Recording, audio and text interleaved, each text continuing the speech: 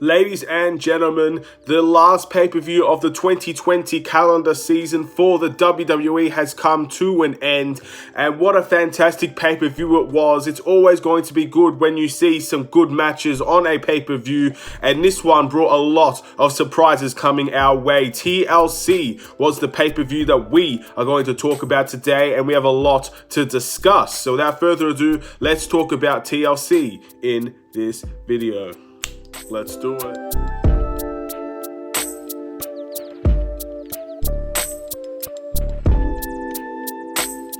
What's up, everybody? It's the Aiden Sports Show, and welcome back to another video. Today we've got the WWE TLC 2020 pay-per-view reaction and grading, where we go through every single match on the main show of WWE TLC and give a grade and my overall opinion on every single match following WWE TLC. But before we get any further, please like and subscribe to the Aiden Sports Show YouTube channel. Turn notifications on. We saw some incredible moments in this pay-per-view today that I don't think I will forget for quite some time. And ultimately, did it live up to the other pay-per-views before? Well, I've been doing this for nearly a year, and most of the pay-per-views that we've seen on WWE has been fairly decent this year, in my opinion. Can this top a lot of them? And we're going to have to wait and see. But of course, we can't go any further before we get to the first match. So let's kick things off with the first TLC match of the night between Drew McIntyre and AJ Styles. Now, this match kicked off the TLC pay-per-view. Of course, I did not watch the pre-show, as the usual thing goes around on this review. I don't do the pre-show, but ultimately this is the one that kicked off the main card, and I thought this match was good. It was great. AJ Styles, Drew McIntyre are very, very good at what they do. We saw some hard bumps. We saw some people getting thrown through tables. We saw The Miz cash in his Money in the Bank briefcase, and he still did not win. And before I go into the actual grading of the match, I just have to say I'm very happy that this whole Money in the Bank situation is done, because WWE, and I think that they may be able to admit to this, but even if they don't, WWE made a joke out of the Money in the Bank contract for the men, at least this year. So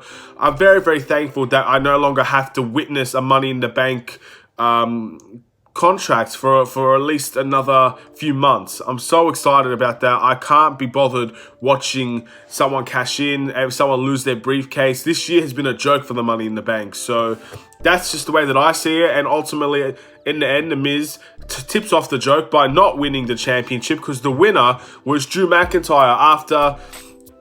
Look, at the end of the day, the triple threat match came very suddenly. I didn't even expect it to be a triple threat match, but at the end of the day, that's what it was. Drew McIntyre ended up outlasting at least 5 individuals in this match to win it. And of course, that is the overpowered Drew McIntyre that you're going to get. He's had a fantastic year in the WWE in accomplishments so far. And this is just to add to the end of the year, icing on the cake. And we'll see if 2021 treats him just as well as 2020 did. Very interesting there. I'm giving the match an A- rating. I thought, again, it's a TLC match. It's a match I'm probably not going to see for another year. So I'm happy to see it. And of course, I think they deserve the rating of an A- because of what they put themselves through in this match for our entertainment. So fair play to everybody involved in this match. I was very, very happy with this match, and I'm very happy with the outcome of this match.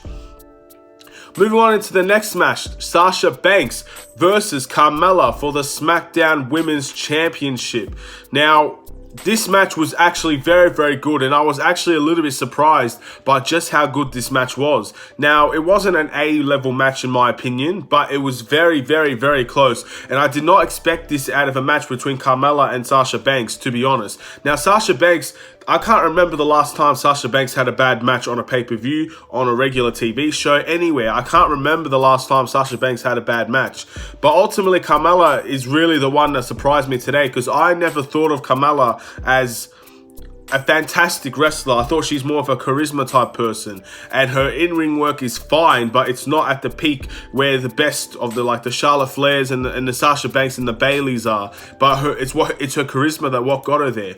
Well, Carmella right now seems to be both in-ring fantastic. It looks like she's improved dramatically since the last time I saw her, and overall her charisma is still there. She has fantastic charisma. She's one of the most charismatic women I've seen in the WWE for a long time. So this is the thing with Carmella. I think she was the one that really surprised me today. And I don't mean that as a disrespectful thing that she never was a good wrestler. I'm not saying that at all. I'm just saying that she's improved as a wrestler. And I thought this match was fairly good. Very, very good spots. Quick action. Sasha Banks got dropped on her head today. It seems to be every single pay-per-view she gets dropped on her head, so nothing new there. But ultimately, the winner of this match was Sasha Banks with the bank statement to make Carmella tap out after a fantastic match between these two individuals. And this match is going to get a B+ from me. I thought it was that caliber of a match. Honestly, there's not one match in this pay-per-view, to be honest, that really gets any lower than this. So it just shows to the stature of the pay-per-view, in my opinion, that was here today. So fair play to these two individuals on having a very good match in this card. And again, maybe this rivalry continues. I'm not exactly sure. It looks to me that it was pretty definitive that Sasha Banks won this and is the better competitor right now. But anything can happen. There are still many talents in the women's division on SmackDown that can get opportunities. I think the women's division on SmackDown is 10 times over better than the Raw women's division. But in the end, we're going to be talking about the Raw women's division very soon, so keep your eyes on that. But again, a good match from these two tonight. Sasha Banks was the winner. Next up, we went for the Raw Tag Team Championships between the Hurt Business and the New Day. Now, Cedric Alexander and Shelton Benjamin were the representations of the Hurt Business, and we saw very similar things to what we've seen throughout the past few weeks with the Hurt Business, with Cedric Alexander being ultra aggressive, ultra kind of selfish in ways, but this time it managed to work out as the Hurt Business defeated the New Day in a fantastic, fast-paced energy match where everybody gave everything and it was high-end entertaining work. Fair play from everybody involved. Now, the Hurt Business is something I definitely did not expect to win this match. Again, I'm starting to lose my touch in terms of actually predicting things. It's why I don't make prediction videos on this channel. But yes, it's the Hurt Business won, and it was from I forget what his thing's called, a lumbar check, I believe. That's what Cedric Alexander's finisher is called, and pinned Kofi Kingston 1, 2, 3 for the victory. It was great. It was a great match. A lot of high spots, beautiful chemistry in the ring between these guys. And I'm very happy that the Hurt Business won, to be honest. The New Day, look, you can give the title to New Day any single day. Like, any single day you want, just give it to the New Day and they can run with it. But it's good to see that other teams are getting a chance, especially on a weakened tag team division. I think for Raw and SmackDown, the tag team division is weak. So, yeah, look, at the end of the day, giving new opportunities for people to hold the tag titles and maybe establish themselves as bona fide good tag teams is the right way to go. Introducing new tag teams via NXT maybe could be a direction to go in. But for now, the Hurt Business are the champions. They also are the United States champion as well. Everything's going right for the Hurt Business tonight, and I simply could not be prouder of them. B+ is the rating for them. I thought this match was just as good as every other match on the card so far. And what about the next match, though? The next match, another tag team match, the WWE Women's Tag Team Championship match between the champions Nia Jax and Shayna Baszler versus Asuka and her mystery partner. Now, her mystery partner is, of course, we'll get to that, but the reason why Asuka had a mystery partner is because of the Lana injury sustained on the Raw prior to that, where Nia Jax basically destroyed, and Shayna Baszler destroyed every limb on her body, which is what they set out to do. But the surprise entry, or I guess you could say the surprise superstar to compete with Asuka was none other than the Queen Charlotte Flair. Now, it's been a very long time since I've seen Charlotte Flair in a wrestling ring, and it looks like she has not missed a step. Again, I was very happy to see this. Again, Charlotte Flair is one of the best of all time already, and she's not really had that long of a career, but it feels like she's already one of the best of all time, and that's the stature that she's at. She had a fantastic showing in this match, as did Asuka, and honestly, to be real, I'm not going to discredit this match too much, but this match did seem like the weakest one on the show. It didn't seem as naturally coming to them as the other matches. It seemed very slow, seemed very sluggish, and it seemed very repetitive in many ways. But at the end of the day, this match was fine. And I'm going to bump up the rating just because Charlotte Flair returned. Because at the end of the day, when you see returns in WWE, you have to bump up the rating. I mean, come on. It's been nearly a year since we last seen Charlotte Flair in a ring. Obviously injured by Nia Jax. Good to see that rivalry kind of come to an end in a way. But yeah, I'm giving this match a B+. I'm going to have to wait and see what Charlotte Flair and Asuka can do as the WWE Tag Team Champions for the women's division. Can they keep on competing, or will it end up being a way to extend their rivalry and maybe give Charlotte Flair the Raw Women's Championship? Who really knows? But moving on into my opinion, the best match of the night. Roman Reigns versus Kevin Owens for the Universal Championship in the second and last TLC match of the evening.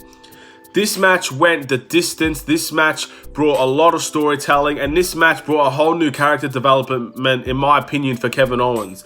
Now, of course, Roman Reigns is the man so far, and he's had a tremendous run since his comeback. Very, I guess mid this year, and he's had a fantastic run from then on. And of course, this match is no different. Roman Reigns, it seems like every pay-per-view he's on, he tends to get the match of the night. And that could be his opposition as well, but that also is down to him. So this match was brutal. This match had a lot of things to go. This match went multiple table spots. Jey Uso got involved. Jey Uso broke his ankle. Jey Uso got pulled through tables. I feel sorry for Jey Uso for this match. And so did Roman Reigns. But the character development for Kevin Owens, in my opinion, is the big standout here. Because Kevin Owens said, literally, you're going to have to kill me to beat me in this match. Now, obviously, Kevin Owens isn't dead, so that was obviously a lie. But the way that he said that, he put himself through so much in this match. And again, I love the character development. I love that he's a completely different person from where he was 2 years ago till now. He's actually fighting. He's showing his worth. In my opinion, look, if anybody's surprised that Kevin Owens had a match like this, I don't know why you would be. Because at the end of the day, Kevin Owens, for many years now, has been one of the best wrestlers in the world. He's definitely been my favorite wrestler to watch. And that hasn't changed. And it's not changing today. What a tremendous performance from these two individuals. And I only expected this from them. It's as simple as that. I expected this to be the match of the night, and this was the match of the night. Kevin Owens put himself through a lot in this match, and so did Roman Reigns. Again, I can't really say any more. I could tell you all the spots that happened. I could tell you what type of situation Roman Reigns put himself in. Of course, his character, he was talking to himself once again. All of these things, like, they were fine. And obviously, all the spots Kevin Owens put himself through tables, a spear through the table, Samoan drop through a table. Obviously, I think he got backdropped into a ladder. Like, all these things, it's like, I recommend go watch it yourself. Again, this is one of those matches that I reckon if this could be up in contention with match of the year for me. I'm giving it an A. I thought it was tremendously good. I thought it was a fantastic showing from these two, and I definitely thought it was the match of the night. And I'm very, very happy, and I'd like to see this feud continue, but I don't think it will. I think Kevin Owens and the Universal title picture won't happen in the Royal Rumble. That's just my opinion. But who knows? I want to see Kevin Owens get a championship eventually. I understand timing is not going to be a big thing for Kevin Owens because he can make anything work at any given time. I understand Roman Reigns' time, and he's going to carry it to WrestleMania. I'm fairly certain of that. And we will see what story Roman Reigns is given with that Universal title. But I think down the line, in a few years' time, hopefully, if Kevin Owens is still with the WWE, he can get another Universal title run. I think it's more and truly deserved. He never lets people down in the locker room, and he has not let anybody down in this match tonight. The last match of the show, it ended up being a Firefly Inferno match between the Viper Randy Orton and the Fiend Bray Wyatt. Oh my goodness. Now, look, this match was definitely the weakest match on the card. I'm not even going to front it. Look, at the end of the day, this match wasn't perfect. This match wasn't particularly long. It was a fairly okay match. But the ending of this match really elevated me to give this match a very similar grading to what the rest came, to a B+. This match, in my opinion, was not supposed to be the longest match on the night. It's an Inferno match, for crying out loud. These guys are competing with flames all around them. I'm not expecting a 5-star classic here. It's a short match. It was a brutal match, to be honest, as well, considering that we saw someone be actually caught on fire. And I think out of all the Inferno matches I've seen, and I haven't seen too many of them, I've seen maybe obviously Kane get his hands on fire. I've seen a few people like full on get on fire, but the way that this match ended with Bray Wyatt or the Fiend putting it was on fire. It was. I'm not laughing as in like, oh my goodness, is on fire. I'm laughing. I'm just thinking like, I've never actually seen that. And not one person, not one of the crew came to put that fire out. Now again, I know the situations that go on with WWE, but I'm not even going to talk about it. Look, if you know, you know. It's as simple as that. If you know what goes on, then you know. That's it. But I never actually have seen like someone actually been put on fire the way that the Fiend was, and it just allowed it. That it was just a camera shot of someone burning. Now, yeah, again, it was an okay match. I'm giving it a B+.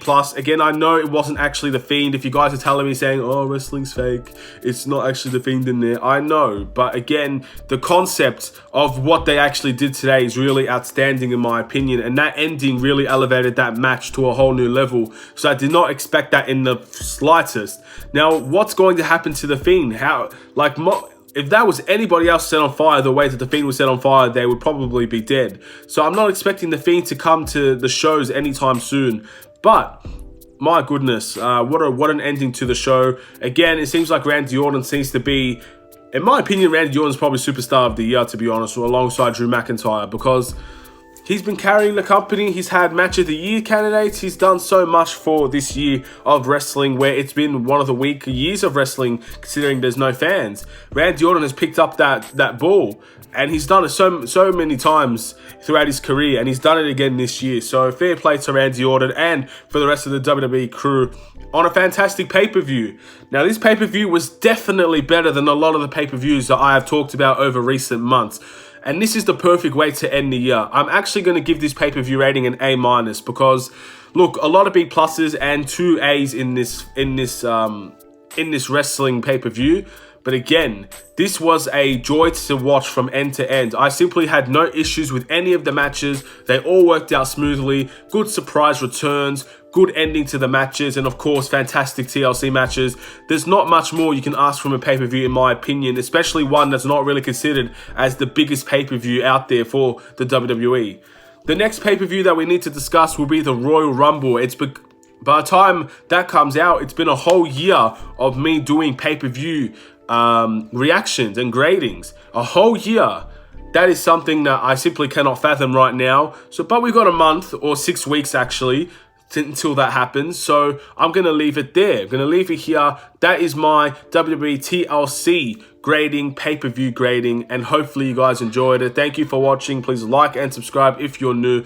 Let me know in the comments below what you guys thought about the match tonight. Have a wonderful day. Take care and peace.